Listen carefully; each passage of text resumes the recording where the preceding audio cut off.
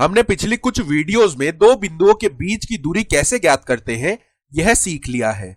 इस वीडियो में हम एक रेखा और मूल बिंदु यानी ओरिजिन के बीच की दूरी ज्ञात करना सीखेंगे। तो आइए इसके लिए एक उदाहरण देख लेते हैं।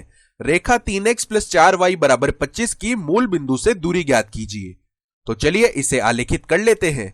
यह x अक्ष है, यह y अक्ष है, यह रेखा है और यह मूल बिंदु यानी कि ओरिजिन है। और इस अध्याय में जब भी हम दूरी की बात कर रहे हैं तो दूरी से हमारा मतलब लांबिक दूरी यानी कि परपेंडिकुलर डिस्टेंस है। तो इसका मतलब है कि हम इस रेखा पर कोई भी मनचाहा बिंदु लेकर उस बिंदु की दूरी मूल बिंदु से ज्ञात नहीं करेंगे।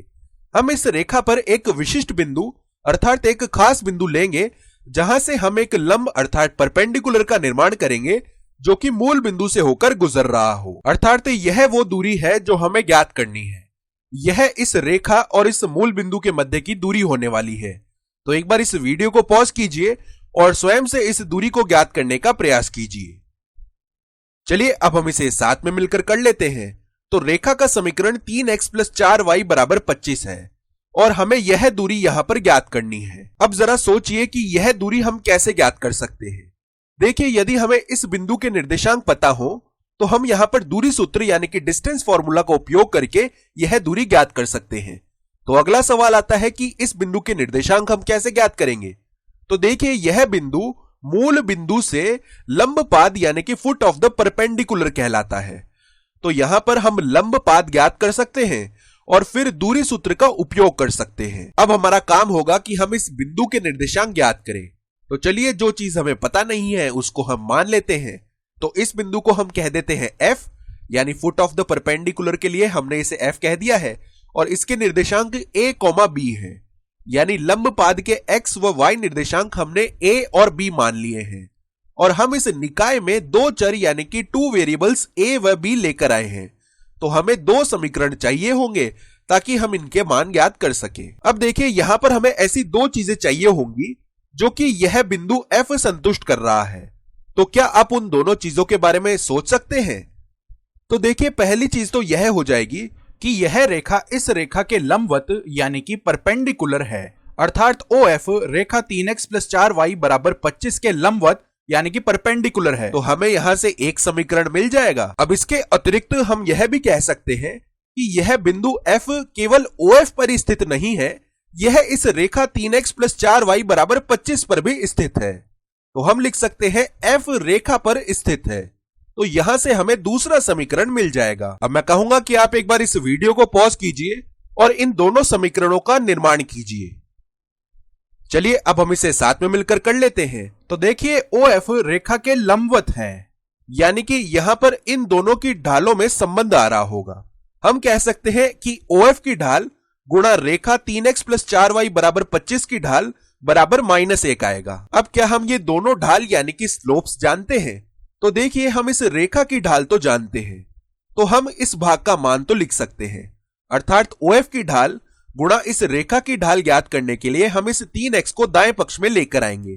तो यह -3 बनेगा और 4 से भाग करने पर इस रेखा की ढाल -3/4 आ जाएगी। तो अब यदि हम OF की ढाल लिखते हैं तो वह आएगी माइनस में -3/4 का व्युत्क्रम यानी कि रेसिप्रोकल। तो माइनस का चिन्ह हट जाएगा और हमारे पास 4/3 आ जाएगा। अर्थात हमने इस रेखा की ढाल ज्ञात कर ली है जो कि 4/3 है और यह रेखा इस मूल बिंदु से होकर गुजर रही है। अब चलिए हम इस ढाल को a और b के रूप में लिख लेते हैं। तो निर्देशांकों यानी कि कोऑर्डिनेट्स के उपयोग से हम कह सकते हैं कि इस OF की ढाल आ जाएगी b - 0 बट्टा a - 0 और यह ढाल 4/3 के बराबर है। अब चलिए हम यहां पर वज्र गुणन यानी कि क्रॉस मल्टीप्लिकेशन कर लेते हैं। तो हमें मिलेगा 3b = 4a। तो हमें यह a और b में पहला समीकरण मिल गया है। अब चलिए दूसरा समीकरण भी बना लेते हैं। तो हमें पता है कि बिंदु F इस रेखा पर स्थित है यानी बिंदु F के निर्देशांक इस रेखा के समीकरण को संतुष्ट करेंगे। तो हम लिख सकते हैं कि F इस समीकरण को संतुष्ट करता है यानी x के स्थान पर हम a रख देंगे और y के स्थान पर हम b रख देंगे। तो हमें मिलेगा 3a + 4b = 25। तो यह हमें a और b में हमारा दूसरा समीकरण मिल गया है। अब देखिए, हमारे पास में दो समीकरण और दो ही अज्ञात यानी कि अननोन वैल्यूज हैं। तो इन्हें ज्ञात करने के लिए हम किसी भी विधि का उपयोग कर सकते हैं। चलिए हम यहां पर विलोपन विधि यानी कि एलिमिनेशन मेथड का उपयोग कर लेते हैं। तो यह समीकरण है 3a + 4b = 25। यदि इस समीकरण के दोनों पक्षों में हम 4 से गुणा कर लें तो हमें देखिए क्या मिलेगा। 4 × 3 यानी कि 12 है, तो 12 है a। प्लस में देखिए 4 × 4 यानी कि 16 है, तो प्लस में 16 है b, और बराबर 4 × 25 यानी कि 100, यह मिल जाएगा। और देखिए यह समीकरण है 3b = 4a। तो यदि दोनों पक्षों में हम 3 से गुणा करेंगे तो हमें मिलेगा 12 है a = 9b। तो अब यहां पर देखिए 12 है a के स्थान पर हम 9b लिख सकते हैं। तो हम लिख सकते हैं देखिए 9b प्लस में 16 है b = 100। तो 9b प्लस में 16 है b यानी कि यह 25b आ जाएगा, यह 100 के बराबर है। तो b बराबर मिलेगा 100/25 यानी कि 4। तो यदि b का मान 4 के बराबर है तो यदि हम b = 4 यहां पर रख देंगे तो देखिए 4 से 4 कट जाएगा और a का मान हमें 3 मिल जाएगा।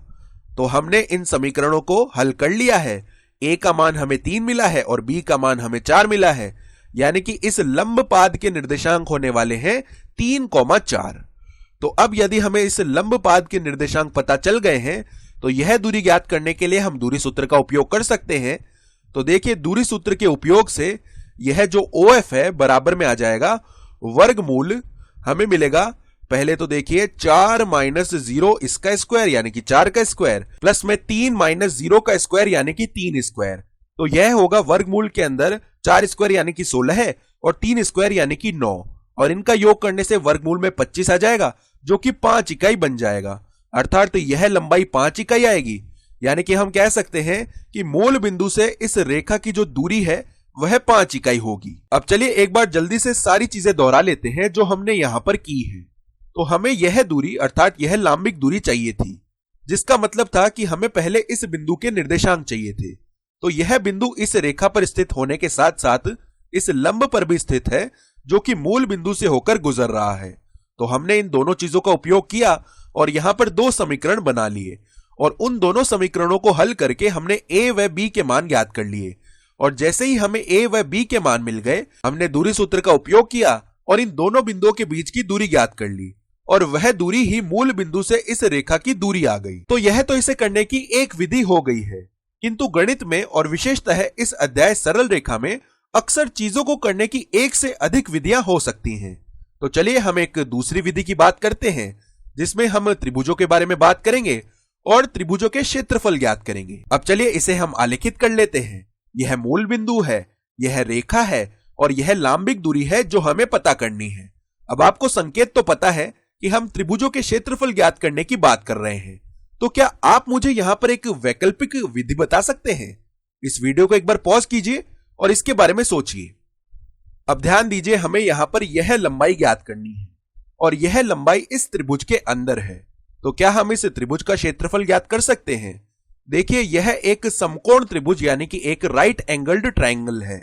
तो यदि हमें ये दोनों भुजाएं पता हो यानी कि x अंतःखंड अर्थात x इंटरसेप्ट और y अंतःखंड अर्थात y इंटरसेप्ट पता हो तो हम इस समकोण त्रिभुज का क्षेत्रफल ज्ञात कर सकते हैं। किंतु क्या अब इस समकोण त्रिभुज के क्षेत्रफल को ज्ञात करने का एक दूसरा तरीका भी है जिसमें हम इस लंबाई को शामिल करें जिसे हम ज्ञात करने की बात कर रहे थे? तो ऐसा बिल्कुल है। यदि हम इस लंबाई यानी अक्षों के बीच की लंबाई को आधार अर्थात बेस माने तो यह मूल बिंदु से दूरी शीर्ष लंब अर्थात ऑल्टीट्यूड बन जाएगी। तो अब इन दोनों लंबाइयों का उपयोग करके हम इसका क्षेत्रफल लिख सकते हैं।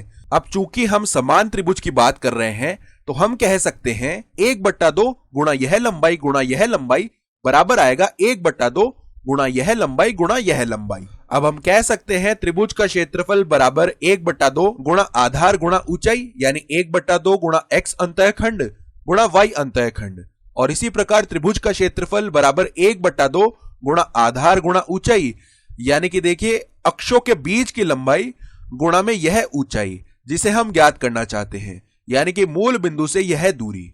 अब देखिए कि इन लंबाइयों में से हम कौन सी लंबाइयां जानते हैं। क्या हम यहां पर x अंतःखंड और y अंतःखंड ज्ञात कर सकते हैं? बिल्कुल, हमारे पास इस रेखा का समीकरण है तो हम x अंतःखंड व y अंतःखंड ज्ञात कर सकते हैं। अब सोचिए कि क्या हम अक्षों के बीच की लंबाई ज्ञात कर सकते हैं?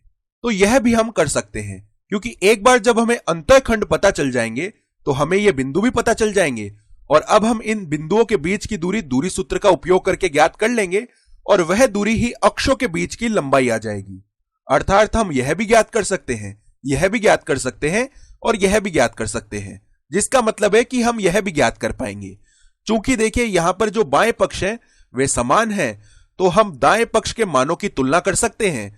तो देखिए तुलना करने पर 1/2 से 1/2 तो कट जाएगा, यानी कि यह जो यहां पर प्रश्न चिन्ह है अर्थात मूल बिंदु से जो दूरी है जो हम ज्ञात करना चाहते हैं वह बराबर आएगा x अंतःखंड गुणा y अंतःखंड और इसके बट्टा में अक्षों के बीच की लंबाई। अब इसके बाद चलिए हम x व y अंतःखंड पता कर लेते हैं।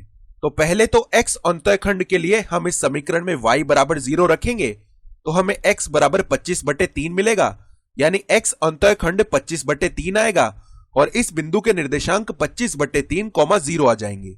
अब y अंतःखंड के लिए हम इस समीकरण में x बराबर 0 रखेंगे तो y बराबर हमें 25/4 मिलेगा, यानी y अंतःखंड तो 25/4 होगा और इस बिंदु के निर्देशांक 0, 25/4 आ जाएंगे।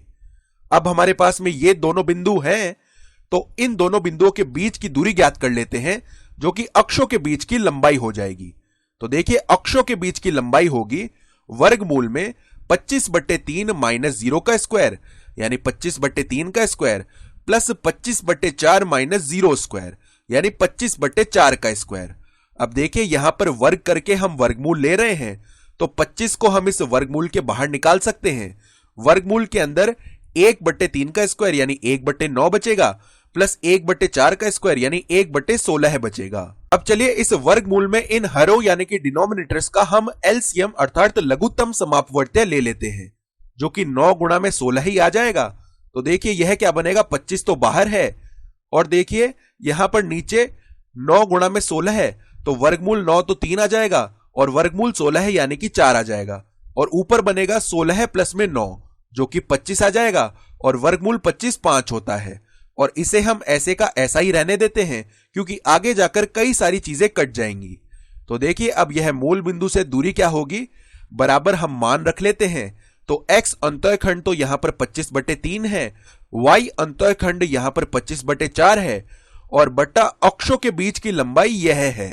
तो अब देखिए 25/3 से 25/3 कट जाएगा, 4 से 4 कट जाएगा और 25/5 यानी कि 5 आ जाएगा। तो अब देखिए इस विधि से भी हमें उत्तर 5 इकाई ही मिला है, किंतु दोनों विधियां काफी अलग थीं।